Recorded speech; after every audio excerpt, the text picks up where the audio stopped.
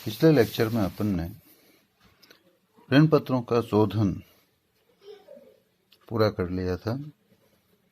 आज अपन व्यापार क्रय एक्विजिशन ऑफ बिजनेस का अध्याय शुरू करेंगे।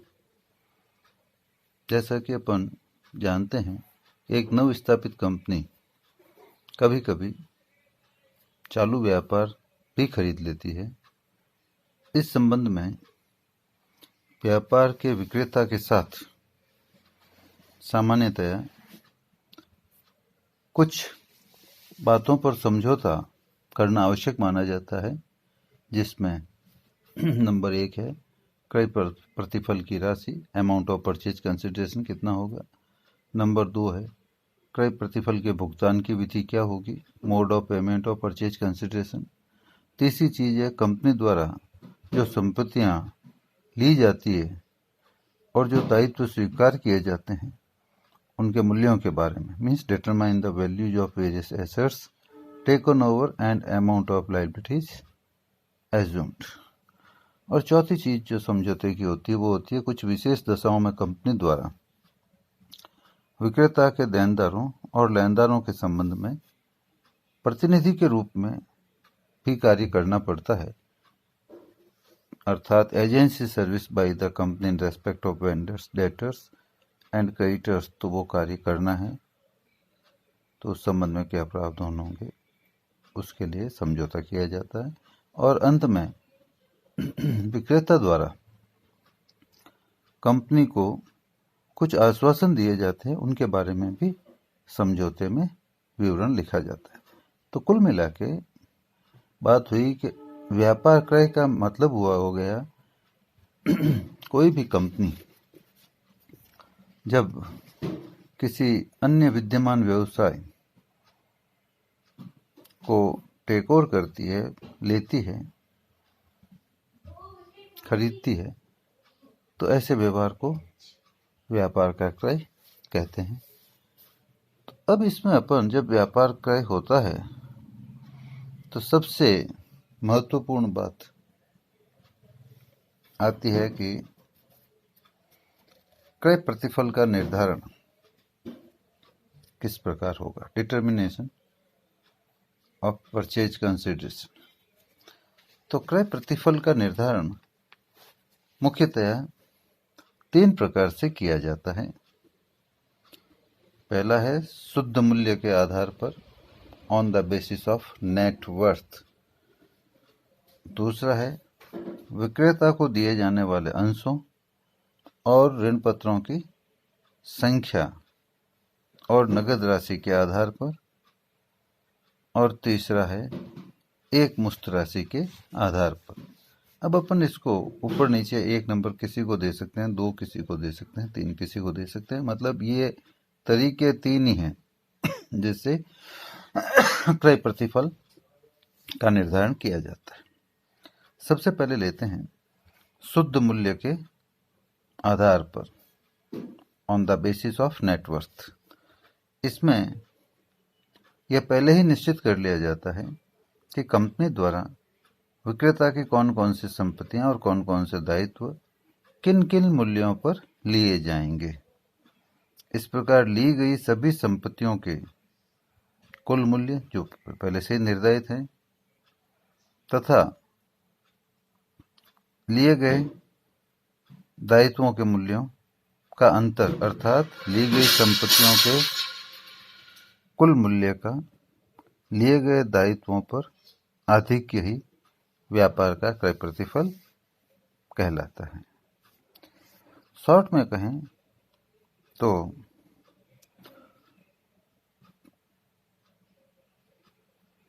जो भी agreed value of assets taken है minus agreed value of liabilities taken है, इनका डिफरेंस पीसी होगा। विभिन्न संपत्तियों के मूल्यों का निर्धारण करते समय उनमें विक्रेता के व्यापार की ख्याति भी शामिल की जाती है, गुडविल भी। सूचना के अभाव में संपत्तियों और दायित्वों के पुस्तक मूल्य ही क्रेता द्वारा स्वीकृत किए गए मूल्य माने जाते हैं। यदि इस प्रश्न में कोई सूचना नहीं हो कि कौन सी संपत्ति कितने में खरीदी, क्या है, तो या दायित्व कितने में खरीदा, कोई सूचना नहीं है। तो जो बैलेंस शीट में वैल्यू दी हुई है, जिसको अपन बुक वैल्यू बोलते हैं, पुस्तक मूल्य, वही एग्रीड वैल्यू मानी जाती है या लिया गया मूल्य संपत्तियों और दायित्वों का माना जाता है। इसके बाद दूसरा तरीका है विक्रेता को दिए जाने वाले अंशों, ऋण पत्रों की संख्या एवं नगद राशि के आधार पर, on the basis of number of shares and debentures and cash given to the vendors. Company द्वारा विक्रेता से प्राप्त की जाने वाली शुद्ध संपत्तियों के मूल्य के बदले निश्चित मात्रा में अपने अंशों और ऋण पत्रों का निर्गमन किया जाता है और कुछ राशि रोकड़ में भी दी जा सकती है। तो ऐसी दशा में क्रय प्रतिफल की राशि उक्त अंशों और ऋण पत्रों की निर्गमित दर, मतलब इश्यूड प्राइस को ध्यान में रखते हुए ही दी जाने वाली कुल राशि के आधार पर ज्ञात की जाएगी।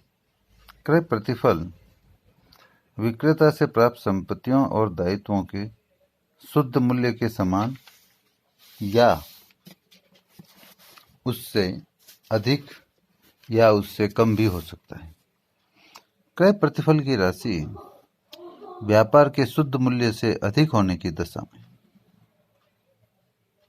अंतर को ख्याति माना जाएगा, जबकि शुद्ध मूल्य से क्रय प्रतिफल जितना कम होता है, क्रेता के लिए वह पूंजीगत लाभ माना जाता है, जिसका लेखा पूंजी संचय में हस्तांतरित करके किया जाता है।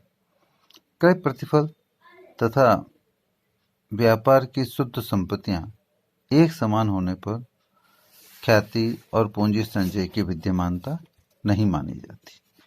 तो कुल मिला के अपने को यह समझ में आया कि पहले मेथड में अपन ने कहा था present value of assets taken या agreed value of assets taken minus agreed value of liabilities taken का डिफरेंस ही पीसी है। दूसरे मेथड में अपन ने कहा कि पीसी का निर्धारण कंपनी द्वारा जितने अंश, जितने ऋण पत्र विक्रेता को निर्गमित किए जाते हैं, उन्हें इश्यूड प्राइस से गुणा करते हैं तथा जो रोकड़ दी जाती है उसको जोड़ देते हैं, तो टोटल वैल्यू परचेज कंसिडरेशन होती है। तो इस दशा में भी पीसी तो आपको ज्ञात हो गया, परंतु दूसरी चीज है जो संपत्तियां अपन ने ली है, मतलब कंपनी ने जो संपत्तियां विक्रेता से ली है उसका निर्धारित मूल्य या एग्रीड वैल्यू क्या है, उसमें से जो दायित्व कंपनी ने लिए हैं विक्रेता से उनका मूल्य या एग्रीड वैल्यू क्या है, इन दोनों का अंतर शुद्ध संपत्तियां मानी जाती है। और परचेज कंसिडरेशन जो आपने इस मेथड से दूसरे मेथड से निकाला वो ज्यादा है और शुद्ध संपत्तियों की राशि कम है, तो दोनों का अंतर गुडविल माना जाता है। अर्थात गुडविल बराबर फॉर्मूला हुआ पीसी मतलब परचेज कंसिडरेशन माइनस नेटवर्थ। इसी तरह से यदि नेटवर्थ ज्यादा है और परचेज कंसिडरेशन कम है तो कैपिटल रिजर्व होता है, तो उसका फॉर्मूला हो गया कैपिटल रिजर्व बराबर नेटवर्थ माइनस परचेज कंसिडरेशन। दोनों में से एक चीज होगी, दोनों एक साथ नहीं हो सकते, या तो गुडविल होगी या कैपिटल रिजर्व होगी। उसके बाद अपन डिस्कस करते हैं कि क्रय प्रतिफल ज्ञात करने का, निर्धारित करने का तीसरा तरीका है एक मुश्त राशि के आधार पर, on the basis of lump sum amount. इसमें क्रेता और विक्रेता के बीच व्यापार का एक मूल्य निर्धारित कर लिया जाता है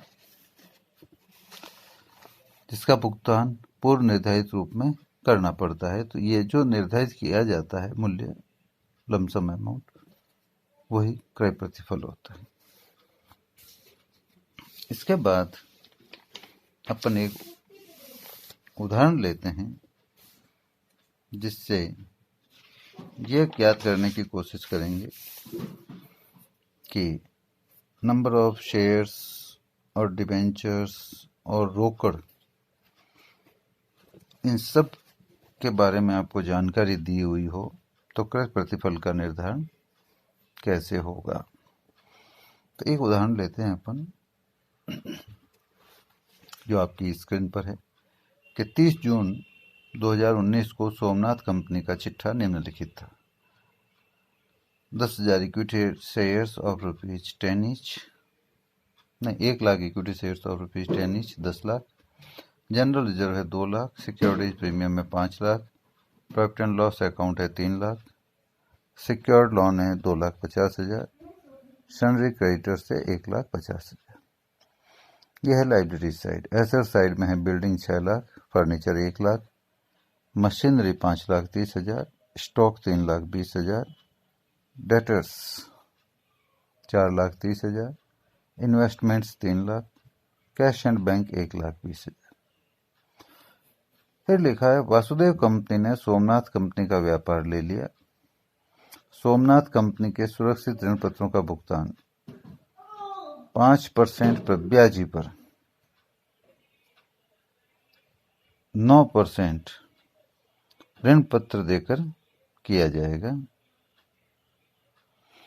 अंशधारियों को प्रति अंश 5 रुपए रोकड़ दिए जाएंगे तथा सोमनाथ कंपनी के प्रत्येक 2 अंशों पर वासुदेव कंपनी के 5 रुपए वाले 7 अंश दिए जाएंगे। क्रय प्रतिफल का निर्धारण कीजिए। तो सबसे पहली बात है कि इक्विटी शेयर कितने दिए जाएंगे। इन्होंने लिखा प्रत्येक 2 अंशों पर 5 रुपए वाले 7 पूर्ण प्रदत्त अंश दिए जाएंगे। तो आपके है अंश 1 लाख, तो 2 पर 7 देना है, तो 1 पर कितने देने होंगे ये निकालना पड़ेगा। तो 2 अंशों पर दिए जाएंगे 7 अंश, तो 1 पर होगा 7/2, तो 1 लाख पर होगा 3,50,000। तो अब देखिए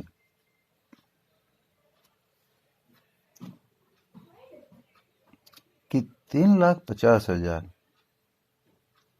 जो शेयर्स हैं वो आपको देने होंगे। तो इन्होंने क्लियर लिखा है कि अंशधारियों को 5 रुपए प्रति अंश पर रोकड़ दिए जाएंगे और सोमनाथ कंपनी के प्रत्येक 2 अंशों पर वासुदेव कंपनी के 5 रुपए वाले 7 पूर्ण प्रदत्त अंश दिए जाएंगे। तो 7 अंश देने हैं तो नेचुरल है कि 3,50,000 शेयर हो गए, और 5 रुपए वाले हैं तो 3,50,000 इंटू 5, 17,50,000 रुपए की वैल्यू के शेयर्स दिए जाएंगे। उसके अलावा कहा है कि 5 रुपए प्रत्येक शेयर होल्डर को रोकड़ दिए जाएंगे। तो कैश दिया जाएगा 1 लाख शेयर्स इंटू 5, 5 लाख रुपए। तो ये तो शेयर होल्डर का हिसाब हो गया। तो इक्विटी शेयर कितने मिले? 3,50,000। कैसे निकाला अपन ने कि 2 पर दिया जाते हैं 7, तो 1 पर होगा 7/2, तो 1 लाख पे कितने होंगे? 7/2 इंटू 1 लाख बराबर 3,50,000। तो 3,50,000 shares to the holder of 1 lakh shares at the rate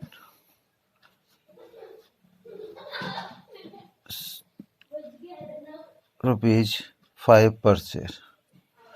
तो 3,50,000 को 5 से गुणा करेंगे तो 17,50,000, और कैश पे टू शेयर होल्डर हो जाएगा 1,00,000 शेयर से इंटू 5 लिखा है तो 5 लाख।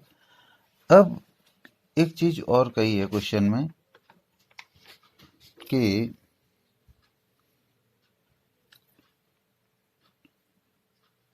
जो सुरक्षित ऋण है, सिक्योर्ड लोन, उसको 5% प्रीमियम पर पेमेंट किया जाएगा 9% डिबेंचर्स के रूप में।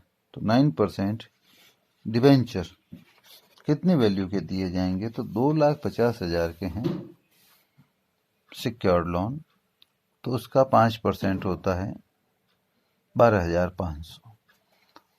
तो 2,50,000 प्लस 5% ऑफ 2,50,000 बराबर 2,62,500। ये आपके डिबेंचर 9% इश्यू हो जाएंगे।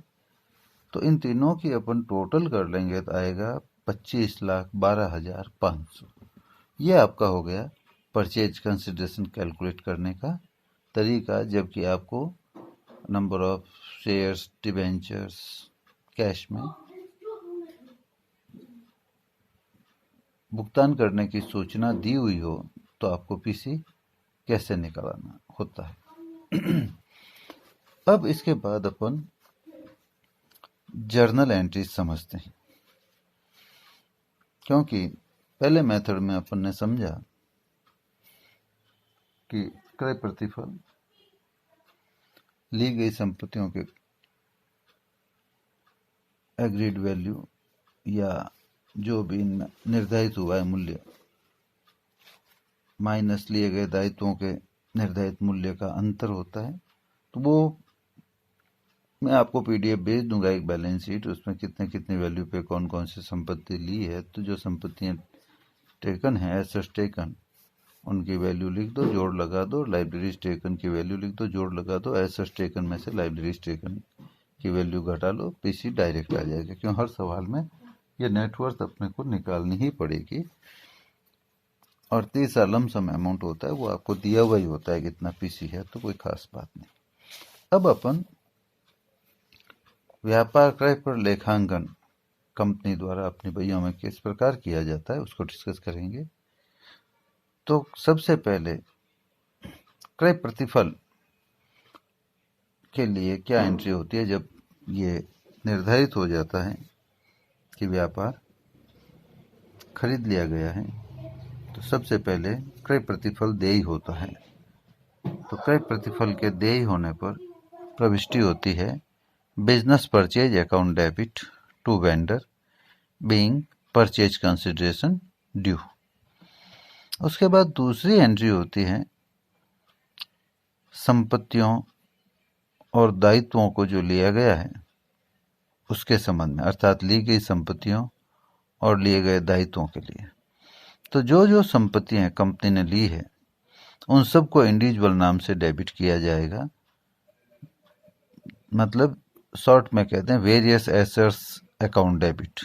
वेरियस एसेट्स नहीं लिख के अपन यदि नाम दिए हुए तो उनको लिखेंगे land account debit, building account debit, furniture account debit, plant account debit, stock account debit, debtors account debit, bank account debit, यदि गुडविल है तो गुडविल अकाउंट डेबिट।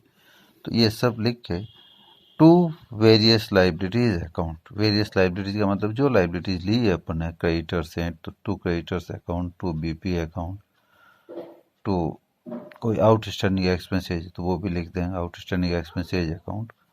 कोई प्रोविजन फॉर डाउटफुल डेट्स बना हुआ है एसेट साइड में, जो debtors में से घटा है तो डेटर्स पूरे लेंगे डेबिट में और यहाँ लिख देंगे to provision for bad and doubtful debts account. और यदि गुडविल नहीं है, कैपिटल रिजर्व आ रहा है तो टू कैपिटल रिजर्व हो जाएगा। और उसके बाद जो परचेज कंसिडरेशन निर्धारित हुआ है उससे टू बिजनेस परचेज आ जाएगा। तो ध्यान ये रखना है कि जो जो संपत्तियां जिस वैल्यू पे ली है उससे डेबिट होगी गुडविल सहित। क्यों? गुडविल की गणना करने का फॉर्मूला बता दिया। और जो लाइबिलिटीज अपन ने ली है, जो जो लाइबिलिटीज ली है उनकी जो एग्रीड वैल्यू उनसे वो क्रेडिट हो जाएगी। Provision for bad and doubtful dates है तो वो भी क्रेडिट हो जाएगा। यदि कैपिटल रिजर्व निकला है तो वो भी क्रेडिट हो जाएगा। और लास्ट में टू बिजनेस परचेज आ जाएगा, परचेज कंसिडरेशन से और डेबिट क्रेडिट की जोड़ें मिल जाएगी। और नरेशन होगा being assets and liabilities taken over at agreed value. अब विक्रेता को यदि विलंब से भुगतान किया जाता है तो ब्याज का भुगतान करना पड़ता है, तो उसकी एंट्री होती है interest to vendor account debit to, यदि कैश पेमेंट करते हैं तो टू कैश, और यदि भुगतान पर ब्याज लेट पेमेंट के लिए ब्याज ड्यू हो जाता है टू वेंडर कर देते हैं, तो being interest accruing to vendor. और जब साल समाप्त होता है इस इंटरेस्ट को ट्रांसफर किया जाता है लाभ हानि खाते में, तो ऐसी दशा में एंट्री हो जाती है profit and loss account debit to interest to vendor account. अब जब अपन विक्रेता को भुगतान करते हैं तो ऐसी दशा में भुगतान की प्रविष्टि होती है वेंडर अकाउंट डेबिट। अब यदि शेयर कैपिटल इशू करेंगे तो टू शेयर कैपिटल हो जाएगा, डिबेंचर इशू करेंगे तो टू डिबेंचर हो जाएगा, यदि शेयर्स या डिबेंचर्स प्रीमियम पे इशू करेंगे टू सिक्योरिटी प्रीमियम हो जाएगा, रोकड़ भुगतान करेंगे तो टू कैश हो जाएगा। और चूंकि शेयर्स तो डिस्काउंट पे इशू होते नहीं हैं, इसलिए यदि डिबेंचर डिस्काउंट पे इशू किए हैं तो discount on issue of debentures account debit हो जाएगा। शेयर काट देना इसमें, अब शेयर्स होता नहीं, एंट्री में आया है। तो ये अकाउंटिंग एंट्रीज होती है जो कि आपको व्यापार क्रय के समय एक कंपनी की बुक्स में करनी होती है। उसके बाद कई बार कंपनी अपनी पुरानी बुक्स ही चालू रखना चाहती है, अर्थात जिस कंपनी का व्यापार खरीदा है अपन ने उसकी बुक्स ही चालू रखना चाहती है, तो एंट्रीज कैसे होगी उसको डिस्कस करेंगे।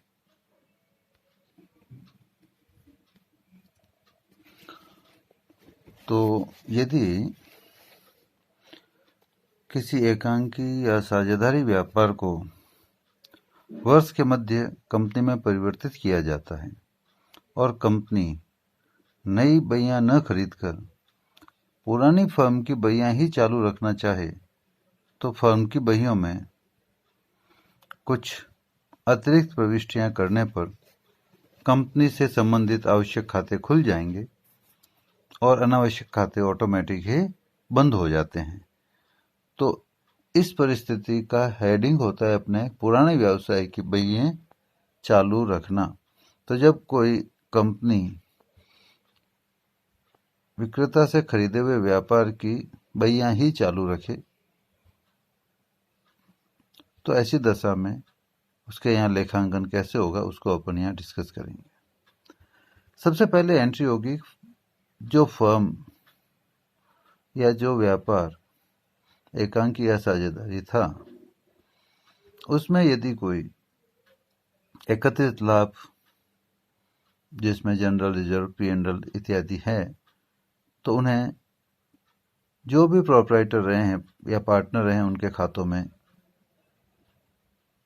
ट्रांसफर कर दिया जाएगा। यदि प्रोपराइटर है तो प्रोपराइटर के खाते में, और पार्टनर्स हैं यदि पार्टनरशिप फर्म को साझेदारी में कन्वर्ट किया गया है तो पार्टनर्स के पूंजी खातों में उनके एग्रीड रेशियो में हस्तांतरित कर दिया जाएगा। तो उसके लिए एंट्री होगी जो भी रेस्पेक्टिव रिजर्व्स हैं वो डेबिट, चाहे जनरल रिजर्व है चाहे और कोई रिजर्व है, कैपिटल रिजर्व है, तो reserves account debit, profit and loss account debit यदि क्रेडिट बैलेंस है प्रॉफिट एंड लॉस का, to capital account of proprietors या partners being retained profits transferred.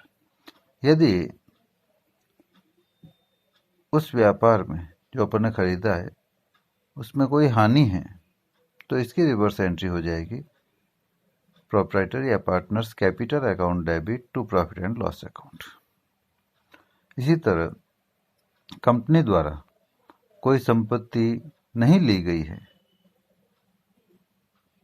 तो ऐसी दशा में या तो उसे बेचा जाएगा या फिर जो मालिक हैं प्रोपराइटर या पार्टनर वो रख लेते हैं। तो बेचा जाता है उस संपत्ति को, तो एंट्री होती है bank account debit to respective asset.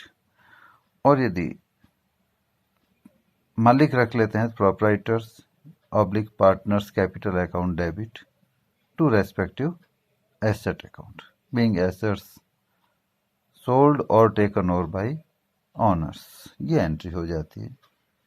अब अगली परिस्थिति बनती है कंपनी द्वारा जो दायित्व नहीं लिए गए हैं उन दायित्वों का भुगतान करना होता है, या वो दायित्व मालिकों द्वारा ले लिए जाते हैं। तो यदि दायित्व भुगतान किए जाते हैं तो एंट्री होती है respective liabilities account debit to bank.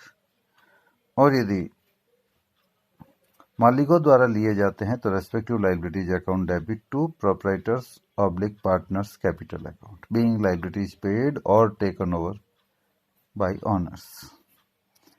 इसके बाद कंपनी द्वारा या मालिकों द्वारा या अन्य पक्षों द्वारा ली गई संपत्तियों और दायित्वों का मूल्य पुस्तक मूल्य से भिन्न है, बुक वैल्यू उससे अलग है।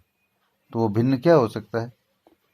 संपत्तियों को कम मूल्य पर या दायित्वों को अधिक मूल्य पर लेने की दशा में, या अतिरिक्त प्रावधान किया हो तो उस दशा में क्या प्रविष्टि होगी? मतलब समझ में आया कि यदि कंपनी द्वारा या मालिकों द्वारा या अन्य पक्षों द्वारा जो संपत्तियां ली जाती हैं, जो दायित्व लिए जाते हैं, वे पुस्तक मूल्य से कम मूल्य पर, मतलब संपत्तियों को तो पुस्तक मूल्य से कम मूल्य पर और दायित्वों को पुस्तक मूल्य से अधिक मूल्य पर यदि लिया जाता है, तो इस दशा में क्या एंट्री होगी? Revaluation account debit, revaluation account debit to, जो संपत्ति कम मूल्य पर ली उसका नाम टू पर्टिकुलर एसेट, जो दायित्व ज्यादा मूल्य पर लिया उसका नाम टू पर्टिकुलर लायबिलिटी अकाउंट, और यदि प्रोविजन बढ़ाया गया है तो टू प्रोविजन अकाउंट,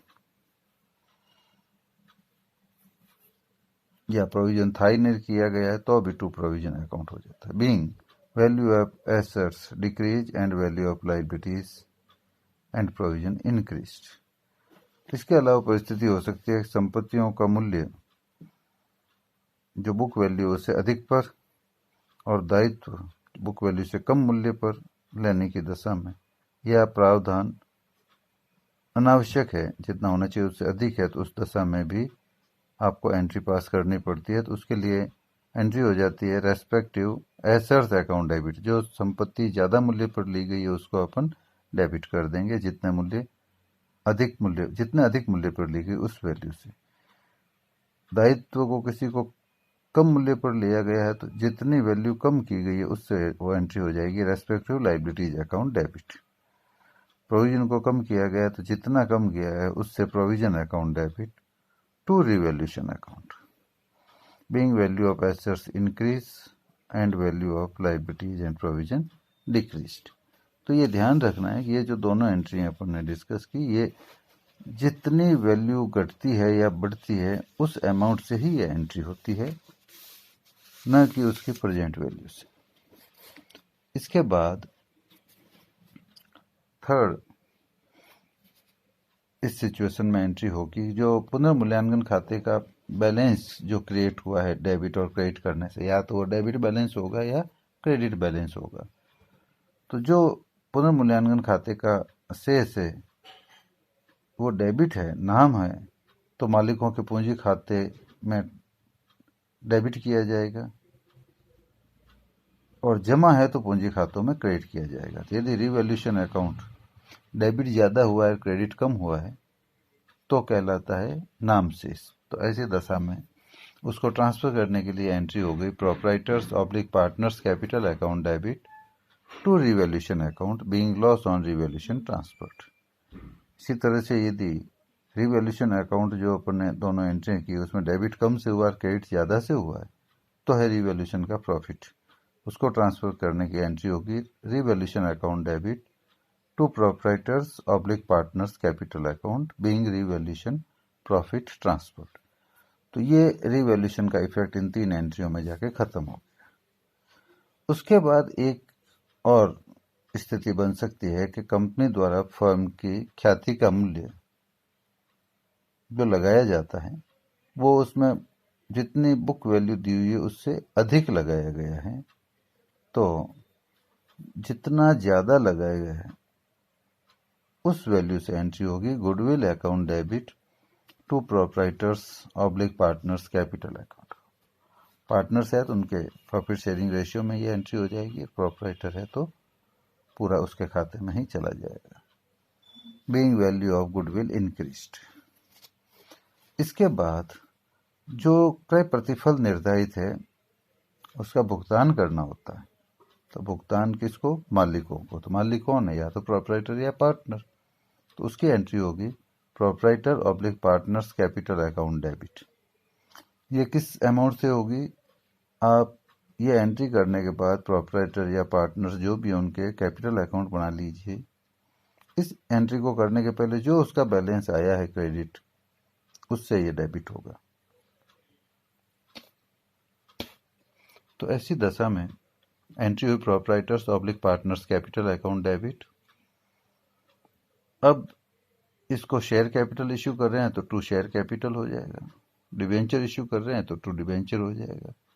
शेयर और डिबेंचर प्रीमियम पे इश्यू कर रहे हैं तो टू सिक्योरिटी प्रीमियम हो जाएगा। रोकड़ दे रहे हैं तो टू बैंक हो जाएगा। और यदि शेयर्स तो अब होते नहीं है डिस्काउंट पे इश्यू, डिबेंचर यदि डिस्काउंट पे इश्यू है तो डिस्काउंट को डेबिट कर दिया जाएगा। तो ध्यान रहे, यदि डिस्काउंट पे डिबेंचर इश्यू है, शेयर्स प्रीमियम पे है और कुछ रोकड़ भुगतान भी है, तो ऐसी दशा में एंट्री हो जाएगी proprietors oblique partners capital account debit to discount on issue of debentures account debit to share capital to debenture to security premium to bank. और शेयर में इक्विटी है तो इक्विटी शेयर कैपिटल लिख देंगे, प्रेफरेंस है तो प्रेफरेंस शेयर कैपिटल लिख। तो प्रोप्राइटर्स या पार्टनर्स कैपिटल अकाउंट डेबिट होगा जितना उनका क्रेडिट बैलेंस है। Discount on issue of debenture जितना अपने पर डिबेंचर डिस्काउंट दिया इनटू नंबर ऑफ डिबेंचर जितने इश्यू किए हैं उस अमाउंट से होगा। शेयर कैपिटल क्रेडिट होगी जितना शेयर्स इश्यू किए हैं इनटू पेड अप वैल्यू कितनी है उससे। डिबेंचर अकाउंट क्रेडिट होगा जितने डिबेंचर इश्यू किए इनटू पेड अप वैल्यू कितनी है उससे। सिक्योरिटी प्रीमियम शेयर्स जितने पर शेयर प्रीमियम पे इश्यू किए हैं वो rate into number of shares से आ जाएगा। जितना रोकड़ भुगतान किया है टू बैंक हो जाएगा। नरेशन हो जाएगा being paid to owners against PC. अब यदि शेयर इश्यू नहीं किए, डिबेंचर इश्यू नहीं किए, केवल रोकड़ी भुगतान किया, प्रोप्राइटर्स कैपिटल अकाउंट या partners capital account debit to bank हो जाएगा। यदि केवल शेयर कैपिटल ही इश्यू किया और रोकड़ दिया तो प्रोप्राइटर्स या partners capital account debit to share capital. Premium पे टू सिक्योरिटी प्रीमियम नहीं है तो नहीं आएगा और टू बैंक। तो जैसी परिस्थिति होगी उस हिसाब से इस प्रविष्टि को परिवर्तित कर दिया जाएगा। और ये प्रविष्टि करने के बाद मालिकों के पूंजी खातों में कोई शेष बचेगा ही नहीं, परंतु यदि जमा का शेष बच जाता है तो ऐसी दशा में उसे कैपिटल रिजर्व में ट्रांसफर कर दिया जाएगा proprietors oblique partners capital account debit to capital reserve. तो ये ओल्ड बुक्स कंटिन्यू हो तो ये प्रविष्टियां कर दी जाती है और इसके आधार पर पुरानी जो फर्म में उसके खाते जो अनावश्यक है वो बंद हो जाएंगे और जो रिक्वायर्ड जरूरी खाते हैं वो शेष रह जाएंगे। इसके बाद अगला पॉइंट इसमें आता है कंपनी द्वारा विक्रेता के प्रतिनिधि के रूप में उसके देनदारों से राशि का संग्रह करना और लेनदारों का भुगतान करना।